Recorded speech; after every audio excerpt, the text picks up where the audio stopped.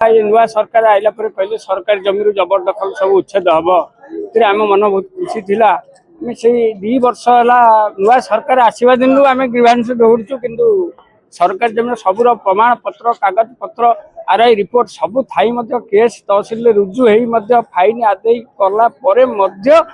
उच्छेद करा जाऊ नाही कहा बल तहसिलदार करूना क्या चापरे करूना से कथा आम आज्ञा ना आज्ञा केते पुराना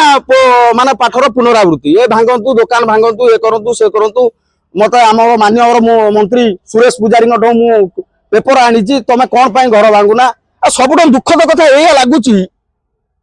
से गोटे बाइट देती सरकारी ऑफिसर माने आपण माने भी देखिए आमको खराब लगुच तेणु आपण भी जिनसा तदंत भुक्त को नियंतु से लिखी तहसिलदार पैसा खाई चुप रोचे अरे तहसिलदार पैसा खाऊ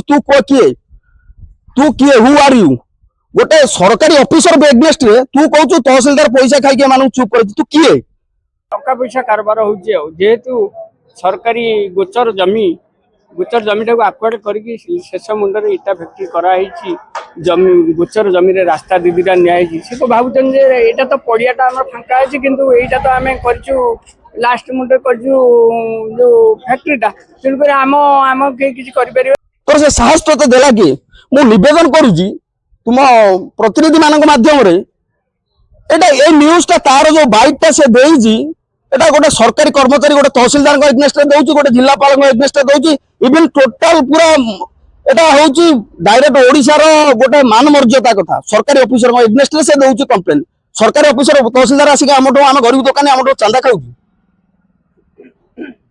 कौन देखा आम साधारण लोक आम से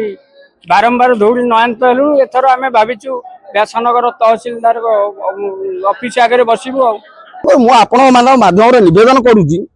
से लोकटा माध्यम टोटाल पब्लिसिटी खोलतु जानतु प्रकृत से लोकटा कौन आमे माने कौन अरे आमे दुकान खंडे करिजु हमर मार्केट कॉम्प्लेक्स सैंक्शन होईची काली सकाळ हमर मार्केट कॉम्प्लेक्स मिल गला आमे सरकार हमको थैतान करला आमे आपे भांगी देबु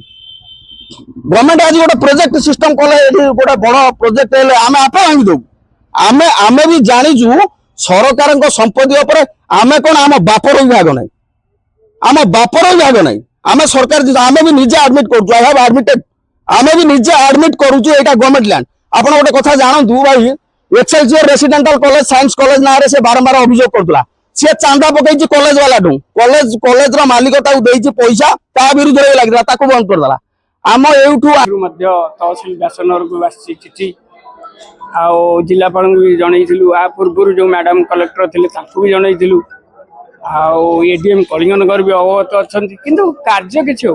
किंतु निवेदन करूँ सरकार आर विधिवत तदंत करके लोकटा उपयुक्त पनिशमेंट दौ गोटे क्रिमिनाल दंड पाऊ यहाँ आम चाहूँ जय जगन्नाथ आग छकटा भिक्कीपुर छक 200 मीटर दूर आम छोटापुर मौजा भितर 40टा दुकान होती सेठी कंप्लेन दौने से चांदा पकाउची आम देलुन चांदा आम हो इश्यू आम मालिक आम मो पूर्व आम मालिक दौले आपन को बैठ दौले आम मालिक परामर्श क्रमे आम मालिक कही टोटाल ताकू चांदा दबने दुकान में जुलम करके जो जोर दब जिनस नब तुम छाड़बने आमर माननीय विधायक आकाश दास नायक अच्छा आम सम्मान भाई आम गाँ लोक आम तरापुर लोक आम आकाश भाई आमर सरपंच प्रीतिरंजन साहू लिपा साहू तापाई आम निजुक बर्तमान स्ट्रंग कि शुणुनु आइदर जिते सरकारी स्तर रू जहाँ न्यूज आसू आमको जिते से प्रभावित करने चाहिए जिते डिप्रेशन करने डोंट डिप्रेशन कर कारण आम विधायक आम पाखे अच्छी आम सरपंच आम पाखे अच्छी आम जाचु आम जिलापाल आम सरपंच आम विधायक आम तहसिलदार ये सब न्याय सब दरबार अच्छा अन्याय जीवन से जानी छोट मोट दुकान करके पेट पोषुं गोटे जालियाती गोटे सुधु माने दलाल एगनेस्ट जीवन से जानी आम मैंने कौ दुकान प्रतिपोषण करुचु चांदा मागुचे एक्सएलसीआर कॉलेज ना पैसा पाऊँ एक्सएलसीआर बंद आमको नोटिस है भिक्कीपुर गाँव को नोटिस नहीं चलई गोटे धंदा कौन करू कह आम चांदा दबुन आमको मारिदेव तो आम परिवार मारिदेव आम मर्डर करदेबू जदि करदेव गणमाध्यम सामने कहूँ आप पूर्ण मात्रा दायी रही से आमको डर धमकौची बारंबार दौर मुझे नुहे आम पिला समस्त अच्छा जितेटा दुकान कर समस्त अच्छा भाई समस्त बैठ नि प्रकृत जिन जानतु मुझे कहले हेनी कि आम प्रेसिडेंट कहले हेनी आम पिला समस्त वन वन करके भाई से चांदा निये ना निये आमको धमका ना आम मारिया उठी ना उठे आम दुकान जिन नब आमको टका दबनी ଆରେ ଇଏ କଣ ତୁ ଆମେ 500 ଟଙ୍କା ତତେ ଜିନିଷ ବିକିଲୁ ଆମେ 30 ଟା ଟଙ୍କା ଲାଭ କରିବୁ ତୁ ସେ 30 ଟା ଟଙ୍କା ଲାଭ ତ ଲାଭ ଦୂର କଥା ଆମ ମୂଳ ପଇସା ଦବନି ଆମେ କୋଉଠୁ ଆଣିବୁ ଏଠି ହନୁମାନ ମନ୍ଦିର କରୁଛି ଏଠି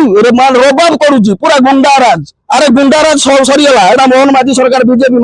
ନରେନ୍ଦ୍ର ମୋଦି ଗଭର୍ଣ୍ଣମେଣ୍ଟ ସରକାର ସରିଗଲା ଗୁଣ୍ଡା ନାହିଁ ଗୁଣ୍ଡାଙ୍କୁ ଆଲାଉ ନାହିଁ ଦିନ 2 ପରେ ଗଭର୍ଣ୍ଣମେଣ୍ଟ ଘରକୁ ଘୋଷାଣି ଦବ ମୁଁ ଏତିକି ନିବେଦନ କରୁଛି ସରକାରଙ୍କୁ ଆମର ପୋଲିସ ପ୍ରଶାସନକୁ ସେ ଲୋକଟାକୁ ଦଣ୍ଡ ଦିଅନ୍ତୁ ଆମକୁ ବଞ୍ଚିବାକୁ ଦିଅନ୍ତୁ ନହେଲେ ଆଗାମୀ ଦିନରେ ଆମେ ସମସ୍ତେ ଭାବୁଛୁ ରାଜରାସ୍ତାରେ ବସିବୁ ଦରକାର ପଡିଲେ ଆତ୍ମାହୁତି ଦେଇଦେବୁ ଆଉ ଗୋଟେ ଲୋକର ଷ୍ଟ୍ରକ୍ଚରରେ ଆମେ କେତେ ସବୁ ଆମେ ତ ମାରପିଟ କରିପାରିବୁନୁ ନା ମାରପିଟ କଲେ ଆଇନକୁ ଆମେ ହାତକୁ ନେଇଗଲୁ ଆମେ ସେସବୁ ଜିନିଷ କରିବୁ ନା ମାରିବୁ ନା ତାକୁ ପିଟିବୁ ଆମେ ଆଇନକୁ ହାତକୁ ନେବାକୁ ଚାହୁଁନୁ ଆମେ ସରକାର